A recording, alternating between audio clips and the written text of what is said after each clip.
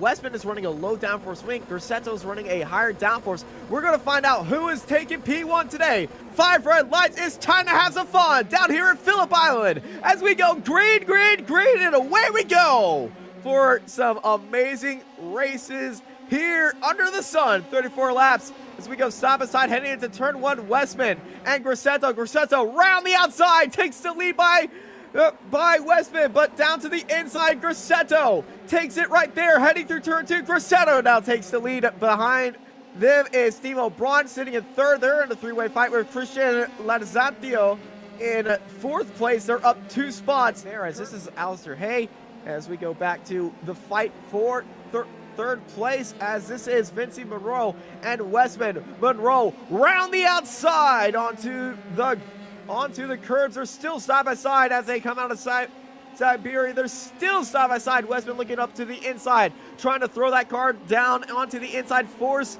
Monroe to tow around to the outside and torture those tires. But Monroe round the outside takes 3rd place. But here you see the difference in downforce levels. Westman there down the inside of Morone into turn 1, and he retakes that position. 3rd place is his, and Lorenzo in 2nd place is catching up to Grosseto. The gap is now 0.8 of a second, so we're going to have a battle for 1st and 2nd rather soon. And this is just going to allow Westman and Morone, Braun and Duran, all of these drivers as they're getting so close. We're on board. Look at that dive down to the inside. Monroe goes a little bit too deep right there. Had it locked up as they make contact with Westman at the apex of the Honda hairpin. Westman, though, able to keep it around the outside right there. Monroe getting a little bit too close for comfort right there.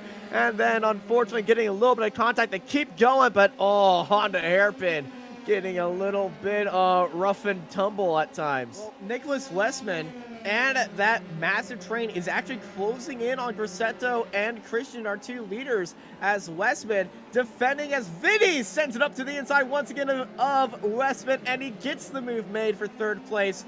But this train right here is seemingly faster than Fabio Grosseto and Christian. It's an Italian 1, 2, and 3 right now. But our 2 leaders, last lap, they're setting a 123.4, 123 flat.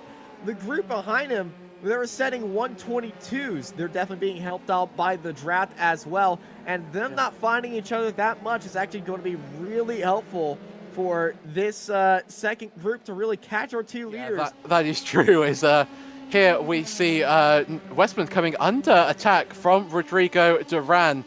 And I think we're just seeing Westman not really fight that, stays towards the outside, and through goes Rodrigo Duran up to 4th place. Westman, our pole sitter, down to 5th place. You're right, I think if you're in the back of the pack, you are sort of more thinking about yourself, but I mean, and that's Vinny! That's Vinny off the track! That's such a costly mistake from Vinny there. It's so easy to do, but look how many positions he's lost. He's down to 11th place. Back of the train now, back of the train. And exactly, we're going to see him now. It's just as I was about to say, you know, that agreeing with you, Austin. Off is Christian. 2nd place is off right there. Christian Latizantio is off and down side by side into 12th place right there. Against the Sporting Code. Down the inside goes Nicholas Westman. He's up to 2nd place, still fighting and squabbling with Rodrigo Duran. Team of Braun's dropped off this fight a little bit, and now can Westman escape this pack? You have to say it's probably unlikely to, and this is really looking like it's a great spot for Grosseto. He's 1.8 seconds in the clear. So if they keep this swapping on the front straightaway going, Grosseto will be falling to the clutches of this pack behind him. And I spoke too soon. He's in the wall. Grosseto is in the wall. The race leader is in the wall at Siberia. Grosseto even on the replay, and let's see what's about to unfold. Through turn 6 he goes. Does he catch a little bit of inside curve? Yes, he does. And then around, and then now our pole sitter is in the fight for the lead, fight for his 2nd place, well, still again, as he holds it around the outside of Timo Braun. Rodrigo Duran is now the race leader here, and in front of a 4-car fight for the lead here at Phillip Island. Rodrigo Duran had an absolutely mega lap on lap 11, just pulled such a gap to Westman, and that's allowed Braun to catch up. So Rodrigo Duran is in the pound seat at the moment as Timo Braun goes around the outside. That becomes, well, inside, and then that becomes the outside for Honda Westman's Hairpin. gonna watch it off the exit, almost makes contact, but it's Timo time, as it says on his rear wing. Down to the inside, Timo Braun gets pushed out a little bit wide, and he contact with Westman, and he gets contact in the back by Alistair Hay. He's got 2 wheels off his wagon, and that's certainly not what you want to see. Timo Braun is up to 2nd place, but will he face any consequences for that contact? This is Rafael Munzer showing that right there, looking up to the inside, going straight into 9th. Yeah, and crucially, that's past Lorenzo there. Christian, of course, was battling for the lead, and he has not been able to catch up to that pack. He was in the lead. He was the leader. He cleared 2nd place. He cleared Westman on the first lap. We really saw the low downforce drivers unable. Whoa, it's Vincent Morone there on the grass, trying to claim that inside line. Thinks better of it. No, he doesn't. He thinks that he certainly wants that move. They almost touch wheel to wheel through turn 1. That he's left on the outside as he pulls into turn 2, and he's just going to have to settle for 8th place. That's a good run, though. He's not settling at all. He's got a great run coming out of turn 2. He has a nose on the inside. He's going to switch back towards the inside of the Honda hairpin. And is he going to have a look? Yes, he does. Sending it down to the inside. Vinny down to the inside, and like a glove into 7th place. Over end, lap after lap is the number 84, up 8 spots to where he qualified. He's in the lead. Rodrigo Duran is 3 seconds clear of 2nd place. Nicely, this is Clark Williams, the number 98 car, getting a double slipstream, but thinks better of it. Actually, Lucas Maruk decides that he wants the inside line into turn 1, and he gets that move done. Clark Williams will just have to watch and learn and try and sort of, I mean, he knows, actually, no, Barak's now really struggling. See how Vinny got into the grass right there at the apex. The car shot out wide. Here comes Clark Williams getting the best of the 3. He's going to go side by side right now with Lucas Baruch. He's going to go side by side with Vinny, but Vinny's been dominating all the brakes on the inside. Williams goes a little bit later, swings around the outside. Vinny locking up that inside right wheel, able to stay ahead of Clark Williams. And Christian looks towards the inside, and that's going to be a fairly done deal, which it is. Actually, it's not. He's gone too deep.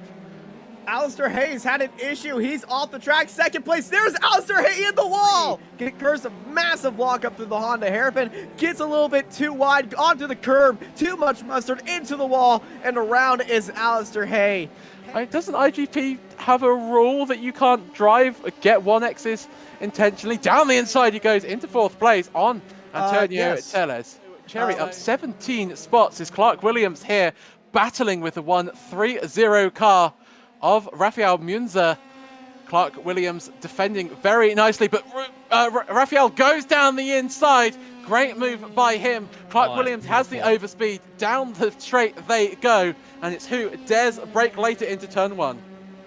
Side by side in there, but Clark Williams able to outlay Rafael Munzer right there, but the German looking down to the inside just gets cut off right there. Rafael having a great race. Yeah, I mean, he's certainly pushing the limits, and he's certainly pushing Andy Flint along as we head down the straight, and he pulls out to take that 3rd place. He does that fairly easily. But you could definitely see Vinny in the draft of Andy Flint. Flint is able to get past Vinny, but Vinny in the draft right now. Here comes the Italian once more. Down to the inside, onto the curb, side by side they go.